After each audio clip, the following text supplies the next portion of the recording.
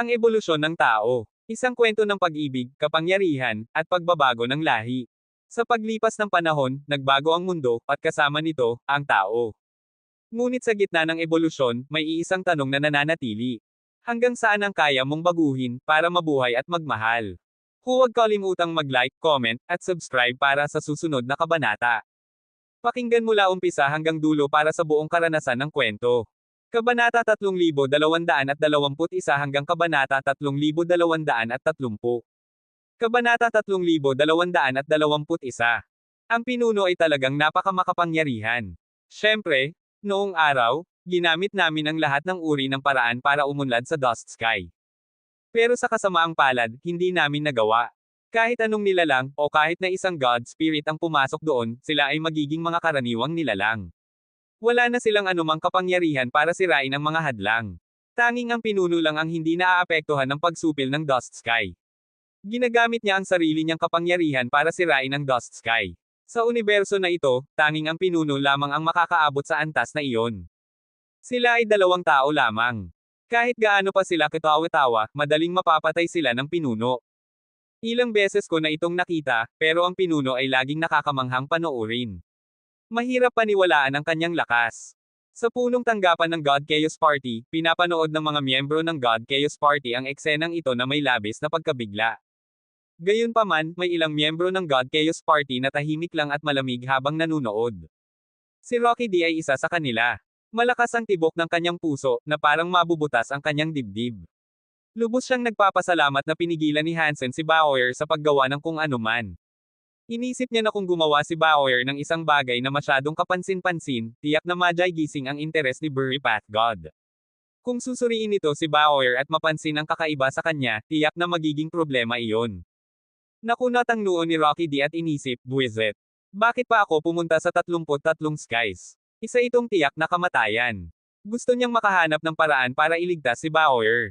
Sa Dust Sky, kahit ang buong hanay ng mga reboot God Spirits ay pumunta roon, magiging karaniwang nilalang sila. Ito ay lugar kung saan hindi umaabot ang mga batas ng universo. Iilan lang ang hindi natatakot sa kapangyarihan ng Dust Sky. Si Burry Path God ay isa sa kanila, at ganoon din si Master Bauer. Malakas ang kapangyarihan ni Hansen at Chin Warner, pero sila ay pinigilan pa rin ng kapangyarihan ng Dust Sky. Patuloy na nag-iisip si Rocky D. Kahit anong isipin niya, parang walang paraan para mailigtas niya si Bauer. Kung nasa ibang lugar lang sana sila, marahil may tsansa siya.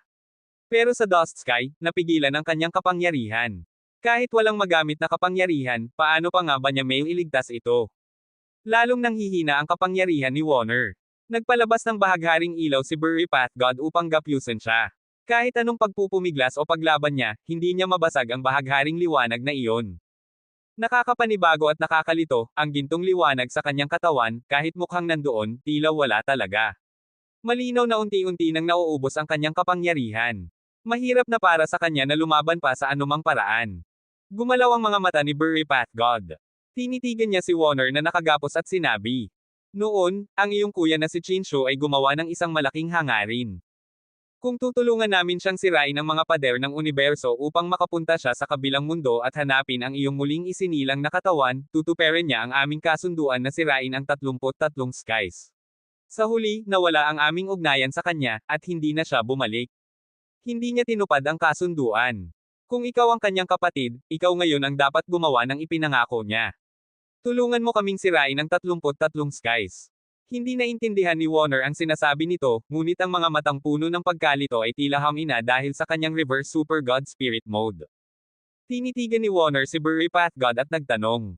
Sino kayo? Ano ang pinagsasabi ninyo? Hindi mahalaga kung sino ako, mayabang na sagot ni Burry Path God.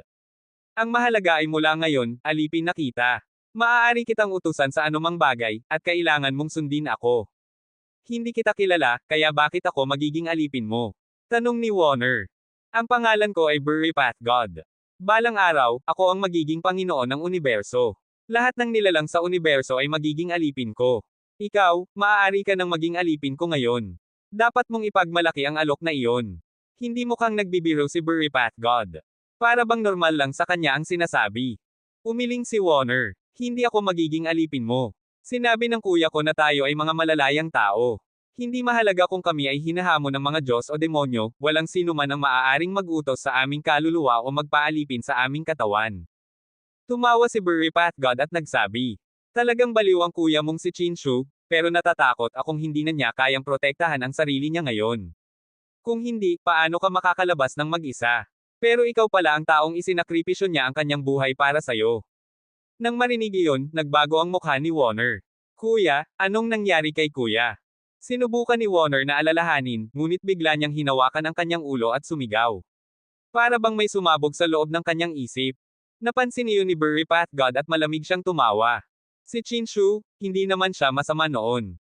Pumasok siya sa kabilang mundo para bawiin ang kaluluwa mo. Matapos itong pagsamahin sa iyong katawan, muling bumalik ang kaluluwa at alaala mo. Sayang lang, nagkamali siya sa isang bagay. Kapag ang kaluluwa ay muling isinilang, nangangahulugan ito na isang ganap na nilalang ang pinilit isama sa isang katawan na may espiritu na. Ibig sabihin, may dalawang kaluluwa sa isang katawan. Sa ganitong kalagayan, imposibleng walang tunggalian. Habang hawak ni Warner ang ulo niya sa sakit, lumapit si Buripat God sa kanya. Itinaas niya ang kamay at itinuro ang kanyang mga daliri sa noo ni Warner. Huwag kang mag-alala, hindi mo na mararamdaman ang sakit na ito sa lalong madaling panahon. Dahil papatayin ko ang iyong kaluluwa. Ang katawan lang ang kailangan ko. Ang kakaibang kapangyarihan ng katawan na ito ay napakahalaga para sa amin upang masira ang 33 skies. Dapat talaga akong magpasalamat kay Chinshu. Kung hindi niya nilikha ang isang kakaibang nilalang na tulad mo, hindi ko alam kung kailan ko masisira ang 33 skies. Damay kitang daliri ni Buripat God sa noo ni Warner. Bumaon iyon sa kanyang balat, at may lumabas na dugo mula sa sugat. Bitawan mo ako. Kung hindi, hindi ka mapapatawad ng kuya ko. Dama ni Warner ang sakit mula sa sugat. Tila nagising siya ng bahagya. Pinilit niyang tiisin ang sakit at pinigilan ang sarili. Ako, si Buripat God, ay gumagawa ng mga bagay nang hindi kailangang humingi ng tawad sa isang hamak na tao. Huwag na nating sabihin na marahil ay muling isinilang na si Chinshu, pero kahit buhay pa siya bilang dati, sa harap ko, isa lamang siyang maliit na langgam na maaari kong patayin anumang oras. Tinitigan siya ni Buripat God ng may paghamak habang nagsasalita. Habang nag-uusap sila, lalo pang bumaon ang mga daliri ni Buripat God. Lumaki ang sugat ni Warner, para bang nagkaroon ng dugong ikatlong mata sa gitna ng kanyang noo. Iyon na ba yun? Isang lalaking may napakalalim na boses ang lumitaw mula sa alikabok. Hindi pa matagal na naroon si Hansen sa planeta, ngunit ngayon ay nakita niya ang isang itim na aninong dahan-daang lumalapit. Ito ay ang itim na kristal na baluti. Hindi alam kung sino ang nakasuot nito, pero naglalabas ito ng kakaibang itim na liwanag. Ang buong universo ay tila nagdilim sa ilalim nito. Habang lumalakad ang figure, para bang galing ito mismo sa impyerno. Kuya! Sigaw ni Warner nang makita ang papalapit na itim na kristal na baluti. Labis siyang namangha. Nang marinig ni Buripat God ang mga salitang iyon, nagbago ang kanyang mukha. Tiningnan niya ang itim na kristal na baluti at nagsabi, Chinshu, buhay ka pa pala. Kabanata 3222. Pinigilan ni Hansen si Bauer na umatake, pero ang kapangyarihan ni Buripat God ay tumama sa kanya ng malakas. Kahit ginamit niya ang kanyang kapangyarihan para salagin ang epekto ng pagkakahulog, naramdaman pa rin niya na parang mababasag ang kanyang mga buto sa tindi ng sakit. Ang mga substance chain ng Dust Sky ay napakakaiba, seryosong sabi ni Hansen. Kahit ang kapangyarihan ng Super Spunk ay hindi kayang sirain ang mga ito. Sa halip, nasisipsip lang sila. Mukhang iisa lang ang paraan para masira ang mga substance chain na ito. Ang Tai Chi substance ng Dust Sky ay parang pangunahing puwersa at kabaligtaran na pinagsama. Ang kapangyarihan ng Dangshan Sutra ay nagmumula lamang sa Geno Universe. Hindi ito ganap na gumagana sa Tai Chi substance. Para masira ang substance chains ng Dust Sky, kailangan niyang pag-isahin ang pangunahing kapangyarihan at ang kabaligtaran nito. Ang Bloodpal Sutra at Zuan Yellow Sutra na pinagsama ay lumilikha ng Break World Power. Ngunit hindi iyon sapat para sirain ang mga batas, nakatuon lamang iyon sa kapangyarihan ng isang buhay na nilalang. Hindi iyon uobra laban sa mga batas ng Dust Sky. Kung gusto ni Hansen na sirain ang mga substance chain ng Dust Sky, kailangan niyang malaman kung paano baligtarin ang Dangshan Sutra. Sa ganoong paraan, makakamit niya ang Break World Power na binubuo ng pangunahing at kabaligtaran nitong puwersa. Hindi pa nakakagawa si Hansen ng reverse version ng Dangshan Sutra. Wala pa siyang gene race na maaaring magsanay ng kabaligtarang bersyon. Kaya't napilitan siyang isugal ang sariling katawan upang pilitin ang pagbaligtad ng Dangshan Sutra. Sa kabutihang palad, mayroon pa ring mga Geno armaments ang Dangshan Sutra. Plano ni Hansen na gamitin ang mga iyon upang buuin ang pangunahing Dangshan Sutra. Ang tsansa ng tagumpay sa pagbaligtad gamit ang sariling katawan ay napakababa at lubhang delikado. Pero sa sitwasyong ito, kahit gaano kaliit ang posibilidad, wala siyang ibang pagpipilian kundi subukan. Wala na siyang oras para pag-isipan kung paano eksaktong babaligtarin ang Dangshan Sutra. Ginamit niya ito ng pabaligtad ng marahas. Bigla niyang naramdaman na parang niyugyog ang buong katawan niya. Para bang pinupunit siya sa bawat hibla ng laman. Isinusugal ni Hansen ang buhay niya sa paggamit ng Reverse Dangshan Sutra. Habang ginagawa niya iyon, sinusubukan naman ni Burry Pathgod na hilahin palabas ang kaluluwa ni Warner mula sa kanyang bungo. Habang tinitiis ni Warner ang sakit, naramdaman ni Hansen na ang kanyang Sea of Soul ay parang nililigalig ng isang malakas na mensahe. Ang mensaheng iyon ay napakalakas, ngunit iba sa enerhiya ng Black Crystal Armor. Ang Black Crystal Armor ay karaniwang tahimik at hindi tumutugon sa mga bagay. May ilang kakaibang pagkakataon na ito ay nagre-react, ngunit palaging banayad lamang. Hindi pa kailanman naranasan ni Hansen na magwala ito ng ganito. Ginamit ni Hansen ang Black Crystal Armor para paunlarin ang Zuan Holy Turtle. Ngunit ngayon, ang kapangyarihan ng Black Crystal Armor ay biglang bumaliktad. Hindi na ito nagbibigay ng enerhiya sa Zuan Holy Turtle, sa halip, ito ay marahas na sumisipsip ng enerhiya mula rito. Bigla na lang naubos ang Zuan Holy Turtle dahil sa Black Crystal Armor. Naging alikabok ito at naglaho. Muling lumitaw ang Black Crystal Armor, naglalabas ng presensya na parang isang Diyos-demonyo. Ang ganitong presensya ay iba sa nakasanayan ni Hansen. Kakaiba ang pakiramdam, ngunit may pamilyar na aura. Ang pamilyar na pakiramdam na ito, ay kay World King God, mabilis na naintindihan ni Hansen kung saan nagmumula ang kakaibang presensya na iyon. May bahid ito ng kaparehong enerhiya ng World King God, pero hindi ganap na pareho. Ibig bang sabihin nito ay may kalooban ni Chin-Shu sa Black Crystal Armor? Nagbago ang mukha ni Hansen. Hindi niya inakalang pag-aari talaga ni Chin-Shu ang Black Crystal Armor. Ang disenyo ng baluti ay masyadong pambabae. Kapag ginagamit ito ni Hansen, nararamdaman niyang kalmado at malambot ang presensya, para bang babae. Malayo ito sa malupit at nangingibabaw na enerhiya ni Chin-Shu. Maaaring pumasok ang kalooban o kaluluwa ni Chin-Shu sa Black Crystal Armor dahil sa ilang dahilan, ayon sa hinuha ni Hansen. Mula sa Sea of Soul ni Hansen, lumitaw ang Black Crystal Armor. Naglabas ito ng presensya ng isang demonyo. Lumingon ito kay Hansen at malamig na sinabi. Sa tuwing natutulog ako, ikaw pala ang gumagamit nito. Patuloy na pinapatakbo ni Hansen ang Dangshan Sutra ng pabaligtad, kaya't wala siyang oras para makipag-usap. Mukhang hindi rin interesado ang Black Crystal Armor na makipagpalitan ng salita sa kanya. Matapos sabihin iyon, bigla itong naglaho. Iyon na ba yun? Habang kinukuha ni Burry Pathgod ang kaluluwa ni Warner, bigla niyang naramdaman ang isang nakakatakot na presensya. Nang marinig niya ang tinig, biglang nagbago ang kanyang mukha. Tinitigan ni Burry Pathgod ang Black Crystal Armor at malamig na sinabi. Chin-Shu? Buhay ka pa pala. Kuya, sigaw ni Warner sa pagkabigla. Warner, ayos na. Nandito na ang kuya mo, malambing na tinig ni Chin-Shu. Kahit ito ay isang baluti lamang na walang damdamin, tila ramdam ng mga tao ang kalambyutin sa kanyang tinig. Nang tumingin si Chin-Shu kay Burry Pathgod, malamig at mabigat ang kanyang tinig. Burry Pathgod, alisin mo ang marurumi mong kamay sa kanya. Tiningnan siya ni Burry Pathgod ng may paghamak. Chin-Shu, mukhang matagal ka nang nawala sa universo ng mga kaharian. Nakalimutan mo na yata kung sino ang tunay na may-ari rito. Hanggat ako si Chin-Shu, iisa lang ang amo, malamig na sagot ni Chin-Shu. Hanggal ka pa rin, pero nakakatawa ang pagiging hanggal mo.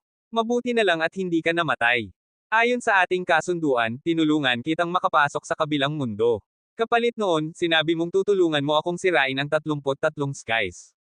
Hinawakan ni Burry Pathgod ang ulo ni Warner at nagsabi, ngayon, oras na para bayaran ninyo ng kapatid mo ang utang ninyo. Lagi kong tinutupad ang aking mga salita, sagot ni Chin-Shu. Nang sabihin kong tutulungan kitang sirain ang 33 skies, syempre tutuperin ko iyon. Mabuti naman kung gayon, malamig na tugon ni Burry Pathgod habang tinitigan si Chin-Shu. Tinitigan siya ni Chin-Shu at malamig na sinabi. Syempre, pero hindi pa tapos ang ating kasunduan. Nang ahas kang saktan si Warner. Ano ang gagawin natin tungkol doon? Ako ang pinakamakapangyarihan sa 33 skies. At kung sinaktan ko siya, ano ngayon?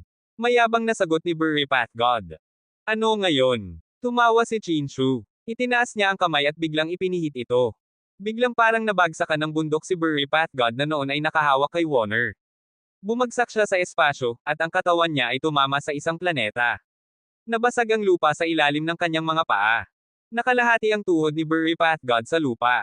Mukha siyang lubhang kawawa. Nagsumigaw siya ng malakas na parang lindol sa galit. Isang nakakasilaw na bahaghari ang sumabog na parang bulkan. Para bang guguho ang buong mundo kasama niya. Ngunit gaano man kalakas ang kanyang katawan, hindi niya kayang itaas ang bigat na nagpatuwad sa kanya. Nagngangalit ang kanyang mga ngipin at umuungol sa galit, ngunit hindi niya maitaas ang ulo niya. Tahimik ang punong tanggapan ng God Chaos Party. Alam nila kung gaano kalakas si Buripat God, isang nilalang na nakaligtas sa muling pagbuo ng isang universo. Ngayon, isang pitik lang ni Chinshu, at napasuko na ang kanilang pinuno. Hindi ito makagalaw. Gaano kaya katindi ang kapangyarihan ni Chinshu? Siya ba talaga si Chinshu? Hindi naman siya ganyan kalakas noon, bulalas ng isang matandang nakaligtas din sa ribot ng universo, labis na nagulat. Walang sumagot. Ang buong God Chaos Party ay natigilan. Kuya, tumalon si Warner papunta sa mga bisig ni Chinshu. Napakahina ng kanyang katawan na halos hindi na niya kayang lumutang sa kalawakan. Hinawakan siya ni Chinshu at hinaplos ang kanyang buhok. Warner, nandito na ako. Huwag ka nang matakot. Wala nang makakasakit sa'yo. Matulog ka muna. Paggising mo, ayos na ang lahat. Pagkasabi niya nito, dahan daw ang ipinikit ni Chinshu ang mga mata ni Warner gamit ang kanyang kamay. Nakita niyang kalmado na ito at tuluyang nakatulog ng walang takot. Hawak-hawak ni Chinshu ang mahimbing na natutulog na si Warner. Tinitigan niya si Buripat God at malamig na sinabi. Ang God Chaos Party ay pinamumunuan ng mga makapangyarihan.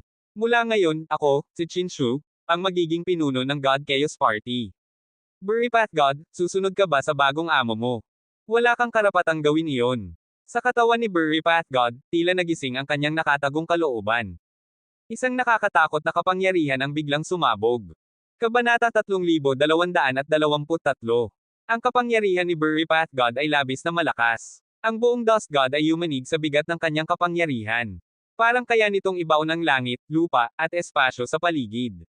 Gaano man siya kalakas, hindi niya maialis ang kanyang mga tuhod sa lupa. Bitbit ni Chinshu si Warner habang lumalapit kay Buripat God. Bawat hakbang niya ay nagpapabigat pa sa puwersang dumidiin kay Buripat God. Patong. Ang pangalawang binti ni Buripat God ay hindi na nakayanan ang bigat. Napilitang siyang lumuhod. Ang bitik sa ilalim ng kanyang mga tuhod ay kumalat. Galit na galit si Buripat God, ngunit gaano man siya sumigaw ng malakas, hindi siya makatayong muli. Sa ilalim ng napakalakas na puwersa, bumagsak din ang kanyang mga kamay sa lupa. Ang buong katawan niya ay pinipigilan, kaya hindi niya magawang ituwid ang sarili. Pinilit pa rin ni Buripat God na hindi yumuko ang ulo. Ayaw niyang ito'y lumuhod. Ang punong tanggapan ng God Chaos Party ay puno ng mga nakakatakot na nilalang na ngayon ay nagulat at natigilan. Mula nang airibot ang universo, wala pa silang nakitang sino mang kayang gawin ito kay Buripat God. Maging bago pa man ang pagribot ng universo, dalawa lamang ang nakagawa nito kay Buripat God. Isa ay ang dating God Hall Leader, ang pinunong namuno sa buong universo. Ang isa pa ay ang dating pinuno ng God Chaos Party, ang nilalang na napakahusay. Maliban sa dalawang iyon, walang sino mang nakasupol kay Buripat God ng ganoong paraan. Sa panahong ito, wala ring kayang gumawa nyon. Ngunit ang eksenang imposible ay nangyayari ngayon sa harap ng lahat ng nakakatakot na nilalang. Sila ay pawang nabigla at natakot. Isang nilalang na nakaligtas din sa ribot ang nagtanong ng may pagkagulat, paano naging ganito kalakas si Chinshu? Kasing lakas na siya ng lumang pinuno. Ang lahat ng mga nilalang mula sa panahong iyon ay may parehong iniisip. Pakiramdam nila ay nasasaksihan nila ang kapangyarihan ng dating pinuno. Lumapit si Chinshu kay Buripat God. Nakatayo lamang siya, ngunit tila wala siyang gagawin. Gayunpaman, hanggang sa paa lamang ni Chinshu ang nakikita ni Buripat God. Hindi niya maitaas ang ulo para tingnan siya. Gaano man siya galit o gaano man siya nakakaramdam ng kawalang katarungan, sa harap ng ganitong lubos na kapangyarihan ng pagsupil, napayuko lamang siya ng halos damaykit ang kanyang ulo sa lupa. Sigaw ni Buripat God na puno ng hinagpis. Gusto na niyang patayin ang sarili. Mas pipiliin pa niyang mamatay kaysa lumuhod kay Chinshu. May din nakikitang puwersa sa kanyang katawan na pumipigil sa kanya. Hindi niya kayang sirain ang sarili. Ang kanyang ulo ay tuluyang dumaykit sa lupa, isang napakalaking kahihiyan sa mga nilalang ng God Chaos Party. Maging noong buhay pa ang lumang pinuno, wala pang nakapagpahiya kay Buripat God ng ganitong paraan. Siya ang pansamantalang pinuno ng God Chaos Party. Hindi pa siya kailanman nainsulto ng ganito. Susunod ka ba sa akin o hindi? Malamig na tanong ni Chinshu mula sa itaas, na para bang nakatingin lamang sa isang langgam. Chinshu, wala kang karapatang kausapin ako ng ganyan. Patayin mo na lang ako kung kaya mo. Sagot ni Burry Pathgod na nakadapa sa lupa ngunit hindi natatakot. Ngumiti si Chinshu. Tiningnan niya si Wonner na mahimbing na natutulog at sinabing, hindi ganoon kadaling mamatay. Kung galitin mo ako, papatayin kita. Gusto mong kunin ang katawan ni Wonner para sa sarili mo, kaya hindi ko papayagang madali kang mamatay. Sumunod ka sa akin, o lumuhad ka rito magpakailanman bilang paghingi ng tawad kay Wonner. Ikaw ang pipili. Nagulat ang mga nilalang ng God Chaos Party. Gusto ni Chinshu na ilibing si Burry Pathgod roon magpakailanman, nang hindi na siya makakagalaw. Anong uri ng kahihiyan iyon? Para kay Burry Pathgod, mas masahol pa iyon kaysa sa kamatayan. Nanginginig ang mga ngipin ni Burry Pathgod sa matinding galit. Gusto niyang patayin si Chinshu, pero hindi niya magawa, ni ang mamatay ay hindi niya kaya. Mukhang pinili mong lumuhad rito magpakailanman, malamig na sabi ni Chinshu. Binuhat niya si Wonner at tinalikuran ito. Si Burry Pathgod ay bumabati kay Ginoong Pinuno. Biglang sigaw ni Burry Pathgod. Ng galit at pighati ang kanyang tinig. Napakaganda. Gustong-gusto ko ang damdamin sa sinabi mo. Tunog musika sa aking pandinig. Ulitin mo pa ng ilang beses. Lumingon si Chinshu kay Burry Pathgod, bago muling tumalikod at lumakad palayo. Hindi nawala ang bigat na dumidiin kay Burry Pathgod. Patuloy siyang nakaluhod sa lupa, sumisigaw ng ubod lakas na parang mapupunit ang kanyang lalamunan. Si Burry Pathgod ay bumabati kay Ginoong Pinuno. Si Burry Pathgod ay bumabati kay Ginoong Pinuno. Hindi siya pinansin ni Chinshu. Pagkalipas ng ilang hakbang, nilapitan niya si Hansen, na ang katawan ay patuloy pa ring gumagamit ng pangunahing at kabaligtarang bersyon ng Dangshan Sutra, ngunit hindi niya maipagsanib ang mga ito. Hanggang dyan ka na lang ba matapos mong makuha ang Super Jin at ang tulong niya? Malamig na sabi ni Chinshu habang nakatingin kay Hansen. Kung hindi mo ginamit ang kapangyarihan ng Super Jin, hindi ko matatalo ang kanyang kalooban. Para lubos mong makontrol ang Super Jin, kailangan mo ring magsikap. Bakit hindi ka na lang sumama sa akin? Sa hinaharap, magkakaroon ka ng upuan sa trono ng unibersong ito. Pasensya na, pero wala akong interes na sumunod sa mga halimaw, sagot ni Hansen, pinipigilan ang matinding sakit ng dalawang puwersang naglalaban sa loob niya, pilit na nagsasalita ng kalmado. Tumingin si Chinshu kay Hansen na may kakaibang interes. Ang katawan mo ay may taglay na mga jin ko, pati na rin kay World King God, pero napakahina mo. Kung tama ang hinala ko, isa kang produkto ng aksidenteng iyon. Anong produkto, at anong aksidente? Malamig na tanong ni Hansen. Sumagot si Chinshu. Pagkatapos naming makarating sa Geno Universe, ako at si World King God ay pinigilan ng mga batas nito.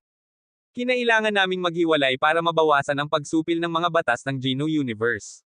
Marami kaming sinubukang paraan habang hinahanap ang paraan para mapasok ang Geno Hall at buhayin si Wonner. Dahil dito, nagsagawa kami ng maraming eksperimento. Isa sa mga iyon ay nang ipahiram ko ang aking katawan kay World King God. Sa ganoong paraan, maaari akong maging purong God Spirit at makahanap ng bagong katawan na magagamit ko sa loob ng Geno Universe. Ginamit ni World King God ang aking katawan at nagsagawa ng mapanganib na eksperimento. Ginamit niya ang kanyang mga gene at ang teknolohiyang henetiko ng Geno Universe para gumawa ng katawan na tatanggapin ng universo. Sayang lang at hindi naging matagumpay ang kanyang eksperimento. Inatake ng mga God Spirit ang sacred. Hindi lubusang nagsanib si World King God sa aking katawan, at ang espiritu ko ay saka palang pumasok sa Super Gene. Dahil dito, hindi ko siya tuluyang matulungan sa labanan. Nauwi ito sa pagkawasak ng sacred at pagkabigo ng lahat ng eksperimento. Sandaling tumigil si Chinshu bago nagpatuloy. Sa tingin ko, karamihan sa mga gene sa katawan mo ay galing sa mga crystallizer. Malamang, ninakaw ng isang katulong ng crystallizer sa mga eksperimento ang ilang gene ni World King God para sa sarili niyang pagsubok. Pinagsama niya ito sa sarili niyang mga gene. Kaya nabuo ka, isang buhay na bunga ng aksidente. Narinig ni Hansen ang mga sinabi ni Chinshu at tuluyang naunawaan kung saan nagmula ang mga tao sa mga sanctuary. Isang aksidente lamang ang lahat. Hindi siya nilikha ni na Chinshu o World King God. Kaya ang unang tao sa mga sanctuary ay isang crystallizer. Tanong ni Hansen. Maaari mong sabihin iyon, ngunit taglay mo rin ang mga gene ko at ni World King God. Kaya sa isang paraan, tagapagmana pa rin kita. Ang pagsunod sa iyong pinagmulan ay hindi ka iyahiya. Tinitigan ni Chinshu si Hansen at nagpatuloy. Bukod pa rito, masama na ang kalagayan mo. Kung hindi kita ililigtas, baka hindi kayanin ng katawan mo ang banggaan ng dalawang magkasalungat na puwersa. Kabanata 3224. Si Hansen ay matagal nang natutuksong gawin iyon. Pagkarinig niya sa huling mga salita ni Chinshu, tuluyan na niyang binitiwan ang panandaliang pagnanais na sumuko. Ganito talaga ang personalidad ni Hansen. Kapag maayos ang lahat ayon sa kanya, madali siyang kausapin. Ngunit ang huling mga salita ni Chinshu ay lubhang nakakaasar at nakakatakot, kaya nawala ang kagustuhan niyang sumuko. Pasensya na, sinabi ko na sa'yo dati na hindi ako sumusunod sa mga halimaw, sabi ni Hansen. At oo nga pala, kasama ka roon. Ayos lang. Susunod ka rin sa akin balang araw. Pero una, kailangan mong mabuhay hanggang sa araw na iyon. Pagkasabi ni Chinshu nito, tumalikod siya at umalis. Buripat God, halika at ipakita mo sa akin ang paligid ng God Chaos Party. Ipakita mo sa akin kung ano na ang kalagayan nito ngayon. Ang boses ni Chinshu ay pumasok sa tainga ni Buripat God. Muli na niyang nabawi ang kanyang kalayaan. Opo, si Buripat God ay ganap ng kalmado. Hindi alam kung ano ang laman ng kanyang isipan. Tumayo siya ng walang emosyon, sumunod kay Chinshu, at umalis. Iniwan din ako sa huli ng itim na kristal na baluti, sabi ni Hansen na may kakaibang ekspresyon sa mukha. Ang kristal na baluti ay nasa kanya na mula pa nang ito ay ordinaryong kristal pa lamang, at madalas siyang iniligtas nito sa mga panganib. Kung wala ito, malamang ay hindi na nakarating si Hansen sa ganitong antas. Sa kasamaang palad, lahat ng bagay sa buhay ay maaaring mawala, kaya hindi na niya ito masyadong inisip. Gayunpaman, hindi rin naman planong pabayaan ni Hansen ang itim na kristal na baluti ng ganoon na lang. Ang itim na kristal na baluti na iyon ay hindi naman talaga akin, pero hindi rin naman iyon iyo, Chinshu. Malakas ka lang ngayon kaya mo itong kunin. Balang araw, kukunin ko ulit ito. Kalma si Hansen. Tumigil na siya sa pag-iisip tungkol sa kristal na baluti at sa lahat ng may kinalaman kay Chinshu. Totoo ang sinabi ni Chinshu, hindi maganda ang kalagayan ng kanyang katawan. Marahas niyang binaliktad ang Dangshan Sutra. Sa ginawa pa lang niyang iyon, malaking pinsala na ang tinamo ng katawan ni Hansen. Ang tinatawag na baliktaran ay hindi basta pagpapaandar nito ng pabaliktad lamang. Katulad ito ng Blood Pulse Sutra at ng Zuan Yellow Sutra. Magkaiba ang mga ito, at bawat isa ay may sariling batayan, kaya hindi ito simpleng kabaligtaran lamang. Ginawa ni Hansen ang marahas na pagbabaliktad ng wala sa oras dahil napilitan siya. Kaya niya iyon ginawa. Malaking pinsala na ang idinulot ng baliktad na Dangshan Sutra sa kanya. Ngayon, ang kapangyarihan ng orihinal na Dangshan Sutra ay nagsanib dito, ngunit hindi sila naghalo, nagbanggaan sila. Malubha nitong sinira ang katawan ni Hansen. Hindi na niya makontrol ang dalawang kapangyarihan. Para itong rumaragas ang baha na bumagsak matapos mabasag ang dam. Lumaganap ito sa buong katawan niya. Ang pinakamasama pa, pinipigilan siya ni Dust Sky. Ibig sabihin, bumaba ang kapangyarihan ni Hansen, ngunit ang mga puwersang nagbabanggaan sa loob niya ay hindi nabawasan. Hindi niya makontrol ang sitwasyon. Iyon ang dahilan kung bakit sinabi ni Chinshu na kung hindi niya iniligtas si Hansen, tiyak na patay na siya. May isang bagay na tiyak si Hansen, may isa pang uri ng kalooban sa loob ng itim na kristal na baluti. Ito ang, siya, na tinutukoy ni Chinshu. Noon pa man, ang kalooban na iyon ang kumokontrol sa kristal na baluti. Hindi dapat alam ni Chinshu ang tungkol dito noon. Kung alam niya, alam na rin niya na inalagaan ni Hansen si Warner sa loob ng mahabang panahon.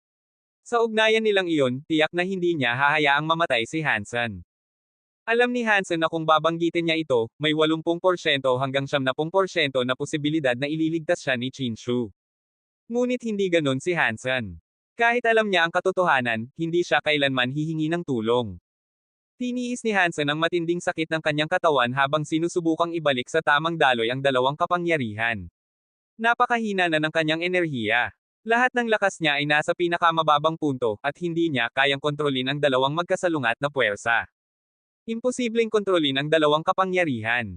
Pero kung gagamitin ko ang natitirang lakas ko para magsugal, baka mapaghiwalay ko sila. Basta hindi sila magbanggaan, baka kaya kong ayusin ito. Hindi madaling sumusuko si Hansen. Patuloy siyang naghanap ng paraan para malutas ang kaguluhan sa loob ng katawan niya. Ngunit mabilis niyang napagtanto na hindi ito gumagana. Ang dalawang kapangyarihan ay kumalat sa buong katawan niya. Kahit gamitin niya ang natitirang lakas niya para pigilan, hindi niya mapaghiwalay ang dalawang puwersa. Kung wala nang atrasan, wala akong magagawa kundi itulak ito hanggang sa pinakamasamang dulo at magsimula muli. Galit si Hansen. Ginamit niya ang natitirang lakas para sa huling pagsugod. Ang dalawang kapangyarihan ay patuloy na umaandar. Hindi niya alam kung ano ang mangyayari, pero alam niyang hindi ito titigil. Ang kapangyarihan ng Dangshan Sutra ay mas nakakatakot pa kaysa sa inaakala ni Hansen. Ang orihinal na Dangshan Sutra ay pamilyar sa kanya, ngunit ang baliktad na bersyon nito ay lumikha ng ganap na naiibang puwersa. Dahil hindi niya ito makontrol, hindi pa rin alam ni Hansen kung anong uri ng kapangyarihan iyon. Ngunit batay sa pinsalang natamo ng kanyang katawan, malinaw na mas nakakatakot ito kaysa sa ordinaryong Dangshan Sutra. Tinitingnan ni Bauer si Hansen ng labis na nag-aalala. Ramdam niyang hindi maganda ang kalagayan nito. Hindi siya makialam, ayaw niyang makagambala sa laban ng dinadala ni Hansen sa loob. Ginamit ni Hansen ang natitirang kapangyarihan para buuin ang sarili. Ang mga puwersa ng Blood Pulse Sutra, Zuan Yellow Sutra, Jad Eskan, at The Story of Jinns ay kanyang pinagsama. Bagamat mahina na ang mga ito, nagamit pa rin niya ang lahat sa desperadong sandali. Biglang lumitaw ang kakaibang marka sa katawan ni Hansen. Ito si Spell. Gusto niyang magsanib dito, kaya naganap ang pagsasanib sa pamamagitan ng Armor Mode. Pagkatapos nilang magsanib, ang matalim na mukha ni Hansen ay lumambot. Ang kanyang buhok at mga mata ay naging puti. Ang kanyang mga balintataw at balat ay tila nilagyan ng mahiwagang simbolo. Hindi niya alam kung nagkakamali lang siya, pero naramdaman ni Hansen na parang humina ang epekto ng kapangyarihan ni Dustsky sa kanya. Xenogeneic Mode, sabi ni Hansen habang pinipilit ang sarili. Ito ang mode kung saan ang apat na Geno Arts ay pinagsasama bilang isa. Bukod sa kanyang Super God Spirit Mode, ito ang pinakamalakas niyang anyo. Dahil lumitaw ang Zuan Yellow Sutra, naging hindi balanse ang apat niyang Geno Arts. Ngayon, dahil sa kawalan ng balanse ng Dangshan Sutra, nagbanggaan ang dalawang pangunahing kapangyarihan. Hindi niya alam kung ano ang magiging resulta nito kapag nasa Xenogeneic Mode. Sa puntong ito, hindi na niya inintindi iyon. Ginamit niya ang lahat ng lakas na natitira sa kanya. Nang tuluyan nang pumasok si Hansen sa Xenogeneic Mode, naramdaman niyang sumabog ang kapangyarihan sa loob ng katawan niya. Para itong mga pulso ng enerhiya na sabay-sabay sumabog parang may paputok sa loob ng kanyang katawan. Kahit si Hansen na may matatag na kalooban, hindi napigil ang mapasigaw sa tindi ng sakit. Marahil dahil umabot na sa sukdulan ang kanyang pagtitiis, nag-react ang katawan niya, pumasok siya sa Super God Spirit Mode. Ngunit hindi nawala ang sakit, sa halip, lalo itong tumindi. Ngayon, nasa Super God Spirit Mode na si Hansen. Ang katawan niya ay nagliwanag na parang puting ilaw. Bigla niyang narinig ang isang crack. Hindi pa niya kailanman naranasan iyon habang nasa Super God Spirit Mode. Kabanata 3225. Ang Super God Spirit Mode ay hindi mapapantayan. Hindi pa ito kailanman nabasag gaya nito noon. Bagamat nagulat si Hansen, wala siyang magawa kundi magpatuloy. Parang pinupunit ang kanyang katawan. Mahirap itong tanggapin. Ang ganitong sakit ay sapat para ipagdasal ng karaniwang tao ang kamatayan. Ngunit napakalakas ng kalooban ni Hansen. Kahit itapon siya sa kumukulong langis, hindi pa rin niya nanaisin ang mamatay. Matindi ang kanyang kagustuhang mabuhay. Kahit gaano kalakas ang kanyang loob, hindi pa rin niya kayang tiisin ang matinding sakit. Ang mukha ni Hansen ay napilipit dahil sa tindi ng paghihirap. Ang sakit na kanyang nararamdaman ay nagmumula sa pangunahing at baliktad na Dangshan Sutra. Nakontrol niya ang iba pang mga kapangyarihan sa loob ng kanyang katawan. Ang tanging hindi niya makontrol ay ang magkasalungat na puwersa ng Dangshan Sutra. Ang iba pa niyang kapangyarihan ay apektado ng mga limitasyong ipinataw ng larangan ng Dustsky, kaya mahina ang mga ito. Kahit ang Super God Spirit Mode ay labis na humina. Kapag pinagsama, ang kapangyarihan ng pangunahing at baliktad na Dangshan Sutra ay tila hindi naaapektuhan ng mga limitasyon ng Dustsky. Sa katunayan, parang lalo pa silang lumalakas. Tulad ng inaakala ko. Ang pangunahing at baliktad na Dangshan Sutra ay kayang supulan ang kapangyarihan ng Dustsky. Pero masyadong malakas ito. Kahit ako ay hindi kayang pigilan ito. Kahit ang Super God Spirit Mode, na Xenogeneic, ay nababasag dahil dito. Alam ni Hansen na ang tanging magagawa niya ay tiisin ito at manatiling matatag. Nagsimulang magsanib ang dalawang magkasalungat na kapangyarihan. Kung tuluyang makakaya ng kanyang katawan na pagsamahin ito, maaari siyang mabuhay. Ngunit kung hindi niya ito mapipigilan, tuluyan siyang mawawasak ng pangunahing at baliktad na Dangshan Sutra. Kung ordinaryong panahon lang ito, kaya sanang mabuhay ni Hansen. Ngunit dahil pinahina siya ng Dustsky, hindi niya alam kung kakayanin niyang tumagal hanggang sa matapos ito. Maraming bitek ang lumitaw sa kanyang nagliliwanag na puting katawan. Para siyang porselanang banga na nabasag at muling pinagdugtong. Nakakagulat itong tingnan. Ang pangunahing at baliktad na Dangshan Sutra ay umabot na sa kritikal na sandali.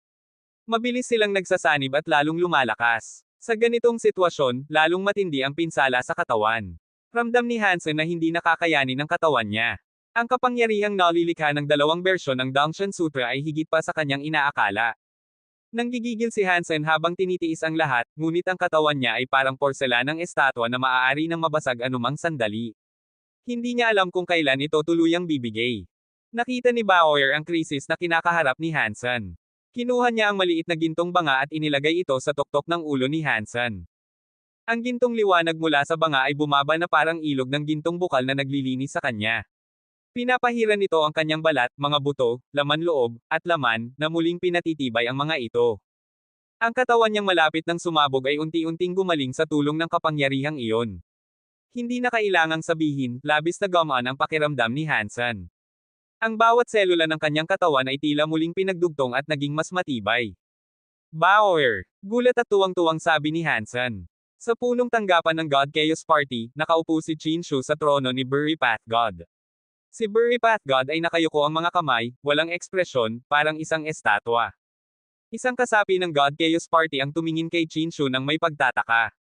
Bagamat sumusunod lamang ang God Chaos Party sa mga makapangyarihan, hindi ibig sabihin nito na basta-basta na lang maaaring umupo sa trono ng dating pinuno ang sinumang nilalang. Lahat ng nilalang doon ay mga piling mandirigma. May kanya-kanyang personalidad ang bawat isa. Kung batay lamang sa lakas ang pagpapasunod, hindi iyon madali. Ngunit napakalakas ni Chinshu, at nakakatakot siya. Kahit ayaw nila sa kanya, walang sinumang naglakas loob na tutulan siya. Sa isang galaw lang ng kamay, pinasukol ni Chinshu si Burry Path God. Sa pilitang sumunod ito, bagamat labag ito sa kalooban ng marami, wala silang magawa kundi tanggapin. Tumingin si Chinshu sa mga nilalang sa ibaba at malamig na nagsalita, noong umalis ako sa 33 skies, 11 sa mga ito ay nawasak. Lumipas na ang 1 bilyong taon, at hanggang ika-19 na lang kayo nakarating. Sa ganitong bilis, anong taon o buwan pa bago natin mabasag ang ika-33 na langit? Ang 33 skies ay hindi ganoon kadaling wasakin, sabi ng isang matandang miyembro ng God Chaos Party na may inis sa tono. Bawat langit ay may kakaibang kakayahan, at iba't ibang hirap sa bawat antas. Bawat isa na nababasag ay nangangailangan ng napakalaking lakas at yaman. Wala kang ideya kung gaano karami ang isinakripisyo namin. Maraming nilalang ang tumingin kay Chinshu, gustong malaman kung ano ang gagawin niya sa matandang iyon. Kung ginamit ni Chinshu ang lakas para mapasali ang sarili sa God Chaos Party, tiyak na hindi niya palalampasan ang sinumang humadlang sa kanya. 3 taon. Sa halip na magalit, kalmado lang na sinabi ni Chinshu ang dalawang salitang iyon. Ano ang ibig mong sabihin? Tanong ng matanda, nakataas ang kilay. Kung ako ang magiging pinuno ng God Chaos Party, 3 taon lang ang kailangan ko para mabasag ang 33 skies, malamig na sabi ni Chinshu. Talaga bang kaya mong basagin ang natitirang 14 na langit sa loob lamang ng 3 taon? Tugon ng matanda na may ngiting mapanghamon. Aaminin kong napakalakas mo, halos kasing galing ng dating pinuno, pero hindi mo siguro iniisip na mababasag ang 33 skies sa pamamagitan lang ng dahas. Hindi sa dahas, mahinang sagot ni Chinshu, ngunit puno ng kumpiyansa. Pero kaya kong gawin ito. Kung sa loob ng 3 taon ay hindi ko mababasag ang 33 skies, isasauli ko ang trono. At mula noon, ako, si Chinshu, ay hindi na muling tatapak sa alinman sa 33 skies. Ayos, tugon ng matanda na may malamig na tawa. Iyan ang desisyon mo. Hindi ka namin pinilit. Huwag mo lang sanang sirain ang sarili mong pangako. Hindi ako kailanman lumalabag sa aking mga pangako, tugon ni Chinshu. At kung may sino man sa loob ng 3 taong ito ang mangabala sa akin, kahit sino pa siya sa partidong ito, wawasakin ko ang kanyang katawan at templo. Malupit ang tono ng kanyang tinig. Maghihintay kami ng 3 taon, sabi ng ilan sa mga matatanda matapos magtinginan at tumango. Saan ang bodega ng partido? Tanong ni Chinshu matapos tumayo. Dalhin mo ako roon. Walang ekspresyon si Burry Path God habang sumagot, ang impormasyon ng partido ay hawak ni Minister 5. Ipapaabot ko sa kanya na dalhin ka roon. Agad na lumapit si Minister 5 upang samahan palabas si Chinshu. Pagkaalis nila, mabilis na nagsimulang mag-usap-usap ang mga nilalang sa paligid ni Burry Path God. Pinuno, papayag ka bang sakupin ni Chinshu ang God Chaos Party? Kung pagsasamahin natin ang ating mga puwersa, baka may pag-asa pa tayong labanan siya. Umiling ng malamig si Burry Path God. Huwag kayong padalos-dalos. Malakas si Chinshu, pero isa lang siyang tao. Tiyak na may kahinaan siya. Kapag nalaman natin kung ano iyon, saka tayo kikilos. Lumapit si Burry Path God sa isang nilalang at may iniabot dito. Mahinang boses lamang na narinig ni Hate Ghost, dalhin mo ito sa Dust Sky. Magkakaroon ka ng isang oras na walang presyon mula sa Dust Sky. Patayin mo si Hansen, at siguraduhin na walang makakaalam. Ginoong Pinuno, ano ang dahilan ng pagpatay natin kay Hansen ngayon? Tanong ni Hate Ghost. Gawin mo lang ang ipinag-uutos ko, malamig na tugon ni Burry Pathgod, may kakaibang ekspresyon sa mukha. May dahilan ako. Kabanata 3226. Katatapos lang tumanggap ng gininto ang liwanag mula sa maliit na gintong banga ang katawan ni Hansen. Pinahusay nito ang kapangyarihan ng pangunahing at kabaligtarang Dangshan Sutra, ngunit hindi nito pinunit ang kanyang katawan. Dahan-daang nagsanib ang dalawang puwersa, at unti-unting naging kalmado muli ang lahat. Bigla, may kumislap. Isang kakaibang nilalang nakahawig ng butiki ang lumitaw sa harapan ni Hansen. Hindi nakatingin ang kanyang pulang mga mata kay Hansen, kundi sa inch gray sword ni Hansen. Puno ng kasakiman ang kanyang mukha. Ang inch gray sword ay ang espada na pag-aari ng dating pinuno ng God Chaos Party. Taglay nito ang kakaiba at nakakatakot na kapangyarihan. Nasa Soldier Knife Sky ito dahil walang nilalang na nakapag-alis nito. Sa kung anong paraan, nagawa ni Hansen na hilahin ito palabas. Labis na ninanais ni Hate Ghost ang inch gray sword para sa kanyang sarili. Sinabi ni Hate Ghost sa sarili, sinabi ni Burry Pathgod na dapat kong patayin si Hansen, pero wala siyang sinabi tungkol sa inch gray sword. Kung kukunin ko ito at itatago, kahit magtanong siya, sasabihin ko lang na hindi ko ito nakita. Ito ang matalinong ideya na naisip ni Hate Ghost. Plano niyang kunin at angkinan ang inch gray sword. Kumislap si Hate Ghost at lumapit sa harapan ni Hansen upang siyasatin ito. Matagal nang nakulong si Hansen sa Dust Sky. Dapat ay naging karaniwan na siyang tao, ngunit maingat pa rin siyang tiningnan ni Hate Ghost. Ayaw niyang maliitin ito. Hindi nagtagal, nakumpirma ni Hate Ghost na walang kaibahan ang katawan ni Hansen sa isang karaniwang, walang kapangyarihang tao. Mas nakaramdam siya ng ginhawa. Walang saysay ang anumang pagsisikap mo. Ang kapangyarihan ng Dust Sky ay hindi kayang labanan gamit ang puwersa. Kahit ang mga God Spirit ay mabababa sa antas ng karaniwang nilalang dito. Pagkasabi nito, iniunat ni Hate Ghost ang kamay upang kunin ang inch gray sword ni Hansen. Bago pa niya ito mahawakan, isang maliit na kamay ang humawak sa espada. Lumingon si Hate Ghost at nakita ang isang batang babae sa tabi ni Hansen na may hawak ng inch gray sword. Malalaki ang kanyang mga mata na nakatingin sa kanya. Ibigay mo sa akin ang espada, malamig na sabi ni Hate Ghost kay Bauer. Bakit ko naman ibibigay sa'yo? Tugon ni Bauer habang nakangisi. Espada ito ng tatay ko. Sabi ko ibigay mo sa akin, madiing sabi ni Hate Ghost. Tigilan mo ang mga Saturday mo o babasagin ko ang ulo mo. Itinaas niya ang kanyang matutulis na kuko. Hindi siya kilala sa pagiging mapagpasensya. Hinawakan ni Bauer ng mahigpit ang espada at umatras. Komandat siya at nagsabi, kung hahawakan mo ako, pasasabugan ng tatay ko ang ulo mo. Tingnan natin kung sino ang unang masisira, ang ulo mo o ang ulo ko, sabi ni Hate Ghost habang inatake niya si Bauer para agawin ang espada. Bago niya ito makuha, isang anino na may suot na itim na baluti ang biglang lumitaw sa harapan niya upang harangan ang atake. Kanina lang ay nakaupo si Hansen, kaya't nagulat si Hate Ghost at umurong. Kaya naman niyang patayin si Weapon God, at ang lakas ni Weapon God ay kapantay ng kanya. Paano hindi matatakot si Hate Ghost kay Hansen? Ngunit matapos niya itong pag-isipan, naalala niyang ito ay Dust Sky. Ang kapangyarihan ni Hansen ay pinahina ng Dust Sky. Kahit may konting natira, hindi ito sapat upang maging epektibo. Hindi siya matatalo. Kung gusto mong mamatay, pagbibigyan kita, sabi ni Hate Ghost habang namumula ang mga mata. Umuusok ng itim na parang apoy ang kanyang katawan. Sinubukan niyang sakalin si Hansen. Bauer, ingatan mo ang banga, sabi ni Hansen habang ibinabalik ang maliit na gintong banga kay Bauer. Kung wala ang kapangyarihan ng gintong banga na nagbibigay buhay sa kanyang katawan, malamang ay hindi niya nalampasan ang krisis na ito. Ito ang naging kaligtasan niya. Ngayon, mas maliit na ang banga kaysa dati. Malaki ang naubos nitong kapangyarihan. Matapos ibalik ang gintong banga kay Bauer, nasa harapan na niya si Hate Ghost. Napakalakas ng itim na usok, kaya't mukha siyang demonyo mula sa impyerno. Hindi nagsalita si Hansen. Pinagsama niya ang pangunahing at kabaligtarang kapangyarihan ng Dangshan Sutra. Ang dalawang puwersang ito ay naghalo sa kanyang mga kamay. Ang kanyang mga kamay, na balot ng itim na Dangshan armor, ay lalong dumilim, parang sumisipsip ng liwanag. Hindi na makita ng malinaw ang mga ito, tila nagiging anino. Pinapayagan ng kapangyarihan ng Dangshan Sutra si Hansen na makita ang orihinal na mga batas ng universo. Ang kabaligtarang Dangshan Sutra naman ay isang sukdulang anyo na nagbibigay sa kanya ng kakayahang kontrolin ang mga simulasyong batayan ng mga batas. Dati, kailangan pa ni Hansen ng super spunk skill upang basagin ang mga substance chain, ngunit sa tulong ng kabaligtarang Dangshan Sutra, hindi na niya kailangan pang gawin iyon. Dahil kaya niyang gayahin at kontrolin ang mga batas, nagiging mas madaling mapaandar ang kapangyarihan ng mga ito sa kanya.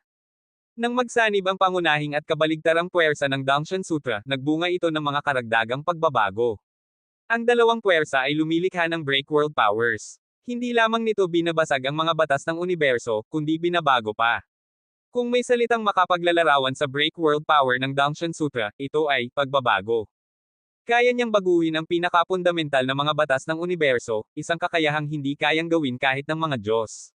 Ang mga God Spirit ay mga tagapangalaga ng mga batas, at marunong silang gumamit ng mga ito, ngunit wala silang kakayahang baguhin ang mga ito. Pinahintulutan ng break world power ng Dangshan Sutra si Hansen na baguhin ang mga batas ng universo. Sa ilang paraan, mas makapangyarihan ito kaysa sa mismong pagkawasak ng mga batas ng universo. Pinatampol ni Hansen ang kanyang daliri, para bang tinatampol ang mga kwerdas ng isang di nakikitang alpha. Siyempre, walang tugtog na lumabas. Hindi naintindihan ni Hate Ghost ang galaw na iyon. Hindi niya alam kung para saan ang pagpitik ng daliri ni Hansen. Sa ganitong sitwasyon, tiyak niyang hindi kayang pigilan ni Hansen ang kanyang atake. Sa susunod na sandali, nagiba ang ekspresyon ni Hate Ghost. Pakiramdam niya'y parang may kakaibang nangyayari sa kanyang katawan, parang may kapangyarihang nakagapos sa kanya. Hindi niya maigalaw ang kanyang mga kuko, tila may di nakikitang pader na pumipigil sa kanya. Umatras si Hate Ghost at inisip na ayos na siya. Sinubukan niyang lumipat ng posisyon. Tumalon siya sa itaas ng ulo ni Hansen at sinubukang agawin ang utak nito. Tahimik lang na nakatayo si Hansen, patuloy pa ring pumipitik ng daliri na para bang tumutugtog ng alpha. Para sa iba, mukha itong walang saysay. Ngunit alam ni Hansen na ginagamit niya ang kanyang daliri upang pitikin ang Tai Chi substance ng Dust Sky. Binabago niya ang mga batas. Ang Tai Chi substance ay nagiging parang mga ngipin ng universal na gulong na bumubuo ng mga substance chain. Ngayon, ginugulo ni Hansen ang ayos ng Tai Chi substance. Nagbago ang sukat ng universal na gulong, kaya't nagbago rin ang substance chain.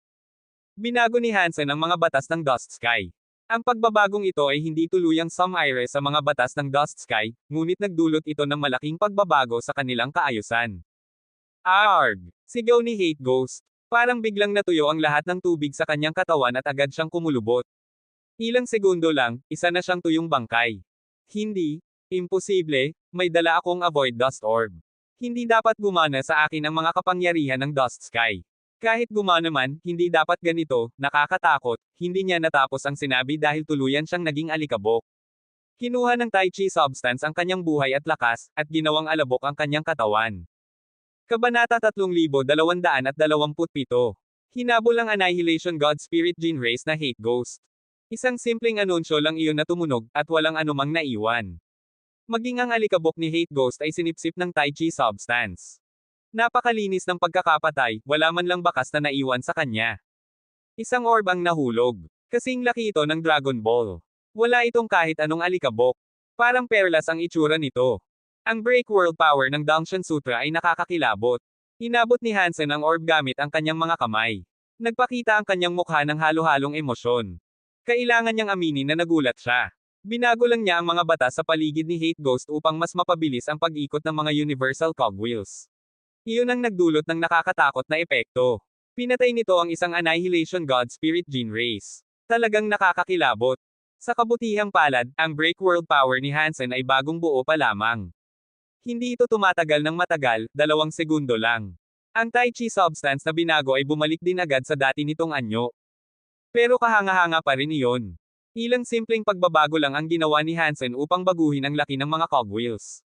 Hindi pa nga niya minanipula ang bilis ng buong sequence ng substance chains, ngunit nagawa na niyang makalikha ng ganoong nakakatakot na resulta. Isa lang iyong simpleng pagbabago, paano pa kaya kung mas komplikado? Hindi niya alam kung ano ang maaaring mangyari. Si Hansen ngayon ay pumapasok sa hindi pa napupuntahang larangan ng Dangshan Sutra. Wala na siyang ibang mapag-aaralan dito. Kailangan niyang tuklasin ang lahat sa sarili niya. Tungkol sa epekto ng pagbabago ng mga universal cogwheels, kailangan niyang matuklasan iyon mag-isa. Naisip ni Hansen, paano nga ba mararating ang dulo ng break world path? Aling daan ang tinahak ni Chin Shu? Napaka-misteryoso ng kapangyarihan ng Black Crystal Armor. Maging ang The Story of Jinx ay nalikha sa tulong ng Black Crystal Armor. Kung si Chinchu ay kayang kontrolin ang Black Crystal Armor, hindi ko talaga matitiyak ang kanyang tunay na lakas. Papa, ang ganda ng orb na ito. Pwede ko ba itong kunin? Tanong ni Bauer habang nakatingin kay Hansen na may hawak ng Avoid Dust Orb sa kanyang kamay. Hinawakan ni Hansen ang Avoid Dust Orb. Ramdam niya ang Tai Chi substance ng Dust Sky na iniiwasan ito. Alam na niya ngayon kung ano ang silbi ng orb. Matagumpay ang Break World attempt ng Dangshan Sutra ni Hansen. Hindi na siya apektado ng mga batas ng Dust Sky. Kaya walang saysay na hawakan pa niya ang orb.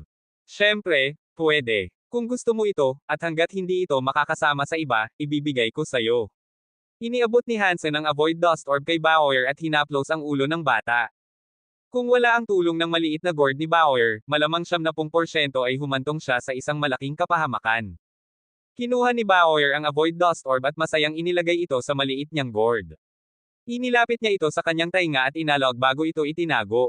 Hindi na tayo dapat magtagal dito. Umalis na tayo. Binuhat ni Hansen si Bauer at nag-teleport palayo. Alam niyang hindi siya kalaban ni Chinchu, ngunit wala rin namang saysay na manatili pa. Bukod pa roon, gusto na niyang bumalik sa Geno Universe. Kailangan niyang sabihin sa mga tao sa Space Garden na dapat silang maghanda. Mayroon si Chinchu ng God Chaos Party sa kanyang panig. Malapit nang mabasag ang 33 skies. Hindi na habang buhay na magkakahiwalay ang dalawang universo. Puntahan ko muna si Godhole Leader. Kailangan kong ipaalam sa kanya na muling nabuhay si Chinchu. Umalis si Hansen sa 33 skies. Isinuot niya ang Sky God Crown at pumasok sa God of Wealth Temple. Ginamit niya ang God of Wealth Temple upang makarating sa Geno Hall. Naiintindihan ko. Hindi nakapagtataka kung bakit hindi ko mahanap ang espiritu ni Chinchu. Pero hindi ko inaasahan na gagawa siya ng ganitong bagay. Napaisip ng malalim si Godhole Leader matapos marinig ang buong pangyayari mula kay Hansen. Ano ba talaga ang Black Crystal Armor? Laging curious si Hansen tungkol dito. Kahanga-hanga ang kapangyarihan ng Black Crystal Armor. Nagpapa-evolve ito ng iba't ibang nilalang. Sapat na ang lakas na iyon upang ikagulat ng buong universo. Bukod pa roon, siguradong mayroon pa itong ibang kapangyarihang hindi pa alam ni Hansen. Bagaman matagal ng pagmamay-ari ni Hansen ang Black Crystal Armor, hindi niya ito ganap na nakokontrol o pinagtuunan ng pansin. Sa totoo lang, kakaunti pa lang ang alam niya rito. Kung tama ang hinala ko, iyon ay ang Jin Origin, sabi ni Godhole Leader. Ano ang Jin Origin? Narinig na ito ni Hansen noon, pero hindi niya kailanman lubos na naintindihan kung ano ito. Napabuntong hininga si Godhole Leader at nagsabi, mahirap ipaliwanag iyon. Pwede mong isipin na iyon ang simula ng isang Jin. Talaga bang umiiral ang mga bagay na iyon? Hindi makapaniwala si Hansen. Iba't ibang nilalang ang ipinanganak sa iba't ibang kapaligiran. Magkakaiba ang istruktura ng mga Jin ng bawat isa. Kung iisa ang pinagmulan ng lahat, gaya ng sinasabi, mahirap paniwalaan iyon para kay Hansen. Tumawa si Godhole Leader at nagsabi, huwag na nating banggitin kung naniniwala ka man o hindi. Maging ako noon ay hindi rin naniniwala. Pero base sa iyong sinabi, tila kapareho ito ng alamat tungkol sa Jin Origin. Kung hindi ito ang simula ng lahat, paano nito nagagawa na magpa-evolve ng mga nilalang? May punto ang sinasabi mo, pero mahirap pa rin itong paniwalaan. Hindi makapaniwala si Hansen. Ngayon ay hindi oras para pagtalunan iyan, sabi ni Godhole Leader. Kung tama ang hinala ko, hindi pa ganap na nakokontrol ni Chinchu ang Jin Origin. Kailangan natin siyang mapigilan bago niya ito tuluyang makontrol o makahanap ng paraan para mabawi ito. Iyan ay problema ninyo. Isa lang akong maliit na tao, wala akong kakayahang ayusin ang mga kaguluhang iyan. Pagkasabi ni Hansen nito, tumalikod siya upang umalis. May galit man siya kay Chinchu, ayaw niyang maging laruan ng mga God Spirits. Hindi siya pinigilan ni Godhole Leader. Pinanood niya lang itong umalis. Pagkatapos ay bulong niya sa sarili, bagaman ako ay Diyos, hindi ko kayang hulaan ang universo, at hindi ko kayang makita ang hinaharap. Si Chinchu ay nakapaghanda ng napakaraming plano, ngunit hindi niya inaasahan na magkakaroon ng isang aksidente. Sa aksidenteng iyon nakasalalay ang kinabukasan. Kung nanaisin ng aksidenteng iyon na baguhin ang kapalaran, magagawa niya iyon. Bumalik si Hansen sa God of Wealth Temple. Ginamit niya ang Sky God Crown upang makuha ang isa pang kakayahan. Lahat ng God Spirits ay may kakayahang iyon, ngunit may limitasyon sa oras. Umiikot ang Sky God Crown. Nababalot ng liwanag ng Diyos ang buong katawan ni Hansen habang naglalakbay sa kalawakan. Nang bumalik ang kanyang paningin, nagbago na ang lahat sa paligid, parang nagbaliktad ang langit at lupa. Ito ay, Extreme King, nakabalik na ako, magaan ang pakiramdam ng katawan ni Hansen. Hindi na siya limitado ng universo kung nasaan siya. Napatingin siya sa paligid at nakaramdam ng tuwa. Kahit maiksi lang ang oras na binibigay ng Sky God Crown para makapasok sa Geno Universe, ayos lang. Ang mahalaga, nakabalik siya. Hindi na siya makapaghintay gamitin ang Galaxy Teleportation upang makapasok sa Space Garden. Ang Galaxy Teleportation ay kayang hadlangan ang iba, pero hindi si Hansen. Nag-teleport siya papasok sa Space Garden, ngunit halos hindi na niya makilala ang lugar. Hindi siya makapaniwala sa nakikita niya. Mas nakakatakot na ang Space Garden kaysa dati. Puno ito ng mga God-class plants xenogeneics at mga nakakatakot na halaman. 2 taon lang akong nawala, sabi ni Hansen na gulat na gulat. Bakit ganito kalaki ang mga pagbabagong nangyari? Kabanata 3228. Maraming God plants ang nasa Space Garden. Hindi ito maisip ng kahit sino.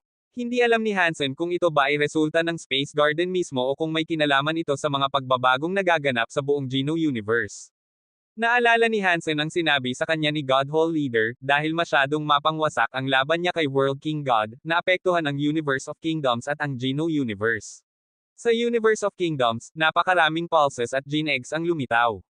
Nagbago rin daw ang Geno Universe, pero hindi na ipinaliwanag ni God Hall Leader kung paano.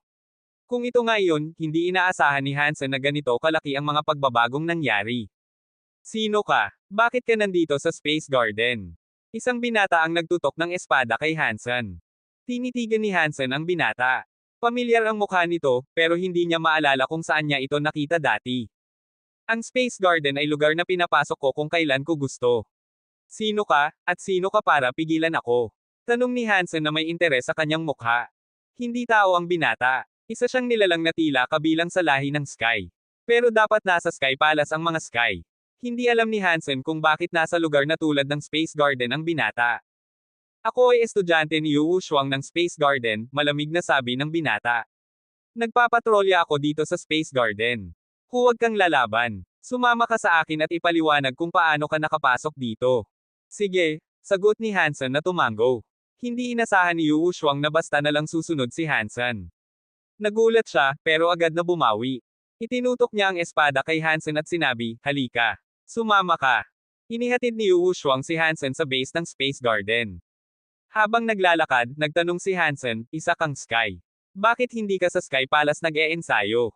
Bakit nandito ka sa Space Garden? Itaas ang ulo ni Yu Shuang at mayabang nasabi, ang Space Garden ay unang banal na lugar ng Geno Universe. Dito dati nag-practice si Mr. Dollar. Maraming nilalang sa universo ang gustong mag-aral dito para maramdaman ang kaluwalhatian ni Mr. Dollar, pero hindi nila kaya. Mabuting kaibigan ng Space Garden ang Sky Palace, kaya iilan lang ang pinapayagang mag-aral dito. Tinalo ko ang napakaraming kalaban para lang makapag-aral dito.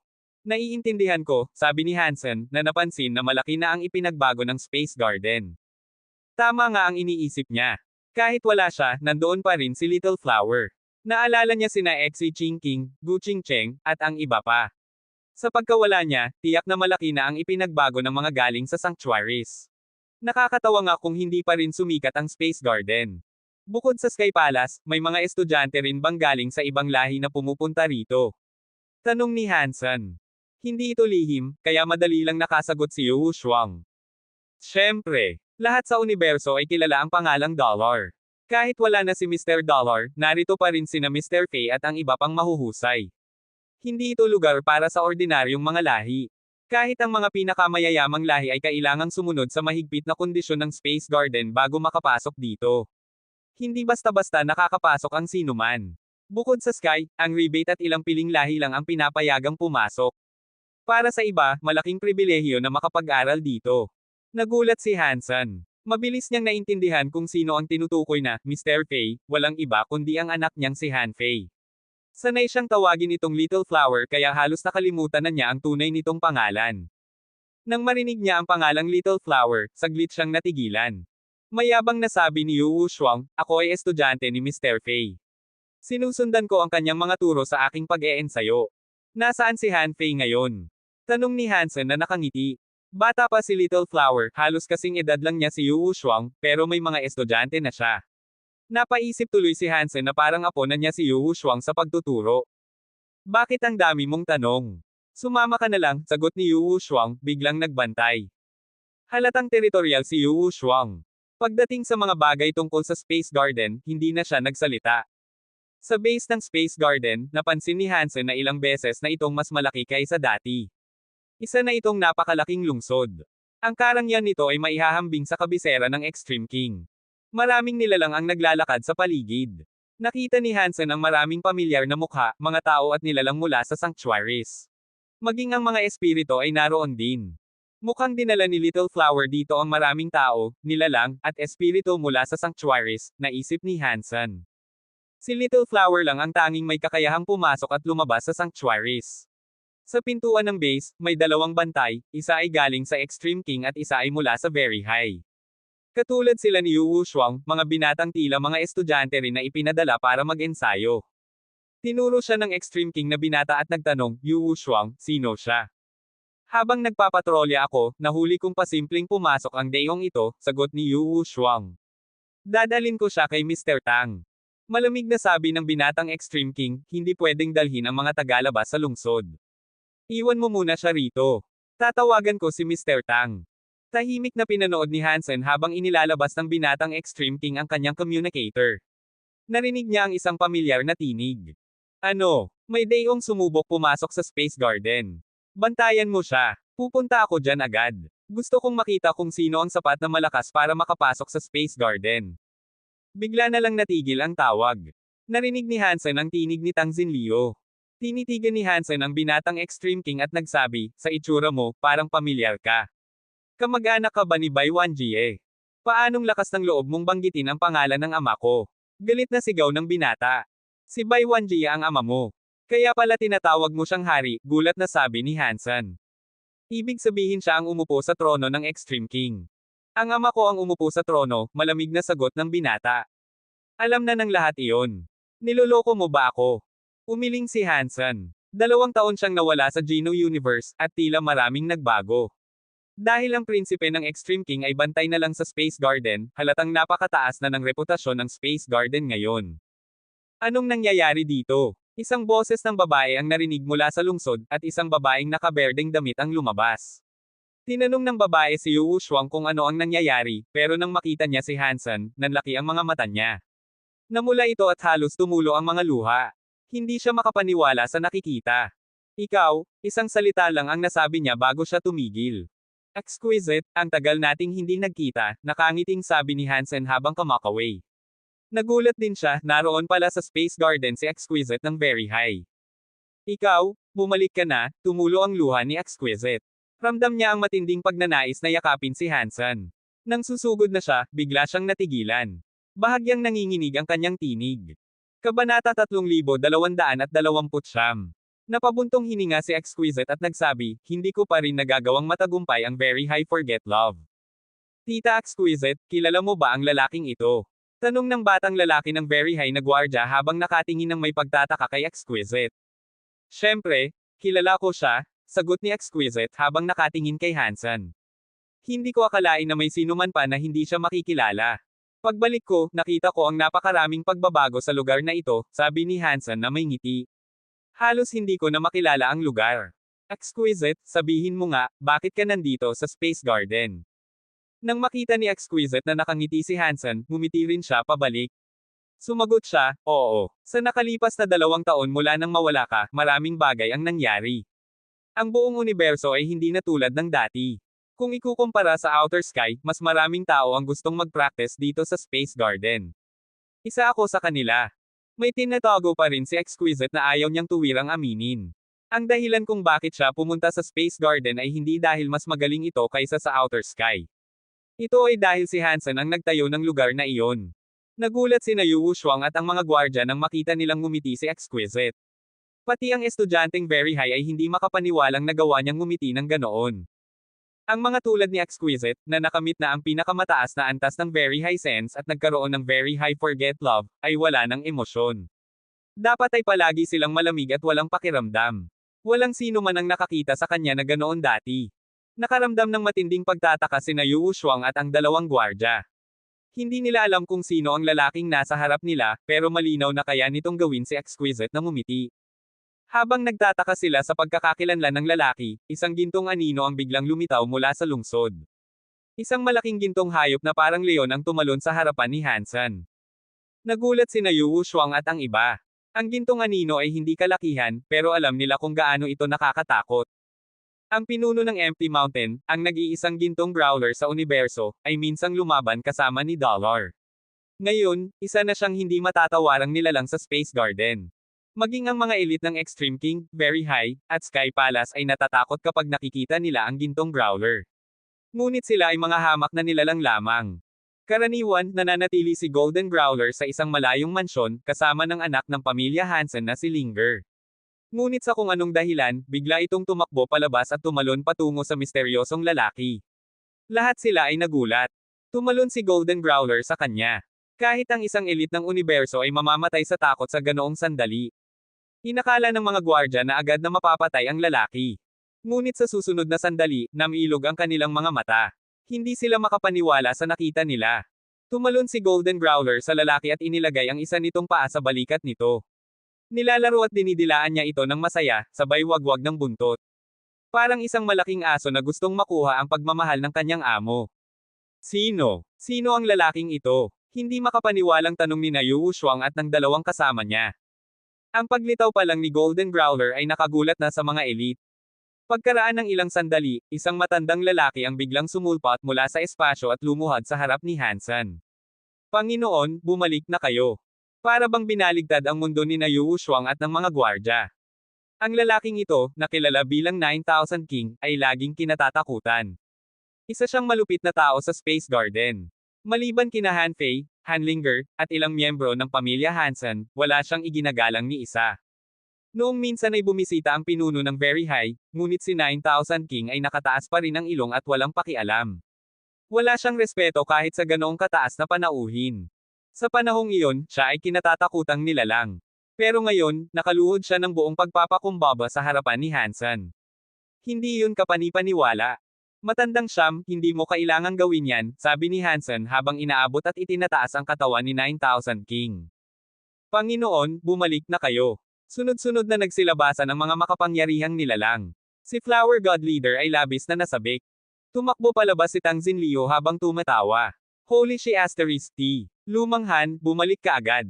Plano pa lang naming sirain ang space barrier para sunduin ka. Ginoong Dollar, bumalik na kayo. Sigaw ng isa sa mga tao. Pagkarinig nito, napatulala si Yu Shuang. Ginoong Dollar. Siya si Hansen, ang lalaking nagligtas sa mundo. Siya ang amo ng Space Garden. Akala ko patay na siya. Maaari palang bumalik ang isang nilalang mula sa impyerno. Nag-umapaw ang balita sa buong Space Garden na parang kumukulong tubig. Mabilis ding kumalat ang balita sa Very High at sa iba pang mataas na lahi sa universo tungkol sa pagbabalik ng lalaking nagmula sa impyerno. Ang mabubuting tao ay maagang namamatay, pero ang mga masamang tao ay tumatagal ng libong taon. Tama nga iyon, sabi ni Bai Qin, na ngayon ay hari ng Extreme King, habang nakatingin sa kalawakan. Sa wakas, bumalik ka na, tahimik na sabi ng Human King ng Blood Legion habang tila nag-iisip ng malalim. Paano siya nakabalik ng ganito kabilis? Natalo na ba niya ang sistema ng reinkarnasyon? Tanong ng Demon Alpha ng mga demonyo habang nakakunot noo. Pagkarinig ng balitang bumalik si Hansen mula sa impyerno, iba't iba ang naging reaksyon ng mga elite. 3 beses na tumawa ang Sky Palace leader bago marahang bangulong, ang masamang balita ay masama nga. Mula kina Tang Xinliu at sa iba pa, nalaman ni Hansen na sina Little Flower, Xi Jinping, at ang iba pa ay nasa paligid ng Outer Skies Mirror Lake. Nang tanungin niya ang mga detalye at marinig ang mga paliwanag nila, nakumpirma niyang may malaking pagbabago roon.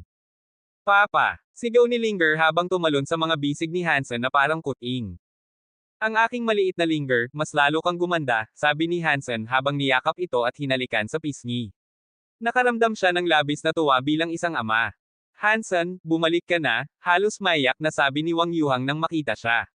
Sa panahong iyon, pinilit pa siya ni Linger na manatili sa Space Garden, bagay na labis niyang ikinainis noon.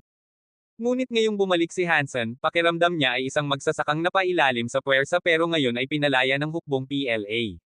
Little Uncle, bakit parang ang pangit ng itsura mo? Tanong ni Hansen na may pagtataka. Gusto sanang ipaliwanag ni Wang Yuhang ang nangyari at ang hirap na dinanas niya, pero dahil nakatingin si Linger, napilitan siyang ngumiti at sabihin, ako, hindi lang ako masyadong nakatulog nitong mga araw. Lumipad din ang maliit na pulang ibon at nagpagulong-gulong sa paligid ni Hansen na tila may hinahanap. Hindi pa makakabalik si Bauer, sabi ni Hansen sa maliit na ibon. Nalungkot ang pulang ibon at lumapag sa ulo ni Linger. Wala nang magawa si Hansen. Ang Sky King Crown ay pinapayagan lamang siya lang mag-isa, na bumalik sa Geno Universe. Bukod pa rito, may limitasyon sa oras. Hindi niya maaaring isama si Bauer. Nang pumunta sila sa hardin, tanging ang mga nilalang na malapit kay Hansen ang naroon. Tinanong ni Tang Xinliu, Hansen, paano ka nakabalik mula sa kabilang panig? May paraan ba para makapasok din kami doon at makagala? Sa totoo lang, kaya ako bumalik ay para pag-usapan yan. Pero dahil nasa outer sky na ang iba, pumunta muna tayo roon, sagot ni Hansen bago ginamit ang galaxy teleportation para ilipat silang lahat sa outer sky.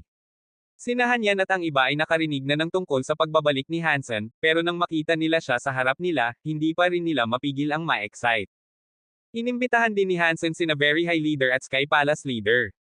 Ipinaliwanag niya ang tungkol sa God Chaos Party na nagtatangkang sirain ang 33 skies. Pagkarinig nila, hindi naging maganda ang reaksyon ng mga pinuno. Ayon kay Hansen, ang mga elite sa Universe of Kingdoms ay mas malakas kaysa sa mga elite ng Geno Universe. Kung masisira ang 33 skies at magdudugtong ang dalawang universo, tiyak na isang malaking sakuna ang mangyayari. Kabanata 3230. Ipinaliwanag ni Hansen ang sitwasyon sa kanila ng minsan. Hindi nyo kailangang masyadong mag-alala. Kahit masira pa ang 33 kalangitan at sakupin tayo ng mga nilalang mula sa ibang universo, itataboy sila ng mga batas ng universo natin. Sa halip, ang 33 kalangitan pa nga ang maaaring makasira sa universo. Ang pagbabalik ni Hansen ay nagdulot ng tuwa sa lahat, ngunit ang balitang dala niya ay agad nagpatamlay sa kanila. Naging mabigat ang pakiramdam ng lahat. Hindi ko alam na pwedeng gamitin ang kapangyarihan sa ganitong paraan. Astig to. Akala ko wala ng paraan para lumakas pa. Kapag nagbanggaan na ang dalawang universo, pwede na rin nating wasakin ang mundo. Bakit pa tayo matatakot sa mga yan? Sabi ni Xi Jinping habang nagkikiskisan ang mga palad, handa nang lumaban. Sa totoo lang, Hansen, naabot ko na ang pinakamataas na antas ngayon. Dapat kasing lakas na kita. Bakit hindi tayo maglaban? Tingnan natin ang pagkakaiba ng may brick world, powers at wala, sabi ni Xi Jinping na may matinding pananabik. Kasama ako, sabi ni Idong mo na tahimik lang kanina. Pati ako, sabay sabi ni Lin Feng at Wang Fujing. Nakatingin silang lahat kay Hansen. Hindi ko gustong durugin kayo, pero malaki talaga ang agwat ng may kakayahang bumasag ng mundo, at nang wala, sabi ni Hansen na nakangiti. Para makita kung gaano kalaki ang agwat, dapat nating makita sa mismong laban, sabi ni Xi Jinping habang nakataas ang labi. Kung ganun, halina kayong lahat, sabi ni Hansen habang kumikindat ang mga mata. Ha, ikaw ang nagsabi niyan. Mamaya, huwag kang umiyak at sabihing inaapi ka namin. Pagkasabi nito, biglang kumislap ang matipunong katawan ni Xi Jinping. Isang pilak na kwintas ang pumalo sa harapan ni Hansen. Hinugot ni Idong mo ang kanyang kutsilyo. Halos hindi makita ang kislap ng talon ngunit nasa baywang na ni Hansen. Iba si Lin Feng. Para siyang Buddha, ginamit ang kanyang palad na parang bundok na gumuho, o dambuhalang alon na tumama sa dalampasigan. Si Wang Fujing naman ay nag-teleport sa itaas ni Hansen. Ang mahaba niyang mga binti ay bumaba na parang palako ng labanan. Iba't ibang kapangyarihan ang ginamit nila, ngunit bawat isa ay nakakatakot. Naabot nila ang hangganan ng kakayahan ng universo, o baka mas higit pa roon. Lahat sila ay may super bodies, o king bodies. Ang kapangyarihan nila ay mas nakakatakot pa kaysa sa mga nilalang ng universo. Kasali rin kami. Sigaw ni Hanyan at Gu Qingcheng na sumugod din, sabay humataw ng espada kay Hansen. Ang galaw ni Gu Qingcheng ay marahas, samantalang ang liwanag ng espada ni Hanyan ay parang espirito ng espada na may dalang kakaibang lakas habang humahati sa hangin. Ako rin, sabi ni Qin Zuan. Diretso lang ang kanyang hand sword, ngunit taglay nito ang daan ng hari na mahirap ipaliwanag. Sabay-sabay na umatake ang napakaraming kapangyarihan kay Hansen. Kahit hindi nila ibinuhos ng buo ang lakas nila, makikita pa rin kung gaano ito kalupit. Maging ang mga pinuno ng Sky Palace at Very High ay nabigla.